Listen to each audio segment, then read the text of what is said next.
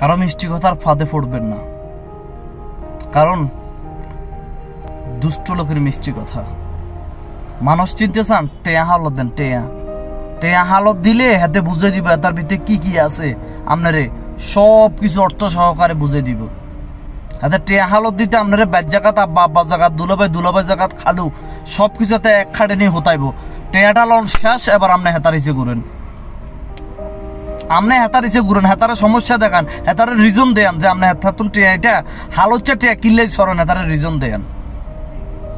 এলাই যাতায়াতের দেই পুষের লেবাস দেই জানেন কইয়ালেন হাতে ফিওর, তুই কেন জানো হাতে ফিওর কিনা জান তোলে আগে টেয়া হালত দো, আগে হেতার লগে কোনো রিসোর্টে যাও, ঘুরবার লাই যাও, হাতে কি আরে হেঁটেছ, তারপরে যে হেতারে নিয়ে কথা বলো।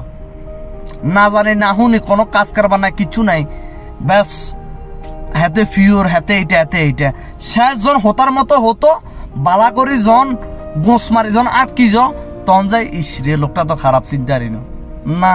এইটার আগে আগে তুমি তারা টেটুয়া হালত দি 2-4 খুঁটি নাটি কিছু হালত দি দেখো, পরীক্ষা করো, কারণ টেয়াটা হালত নিতে হাইলে হাতে চুদুরি ভাই। এবার তুই হাতারে রিজন দ, তুই কিলে তার কাছে টেয়া সর, তোর সমস্যা কি?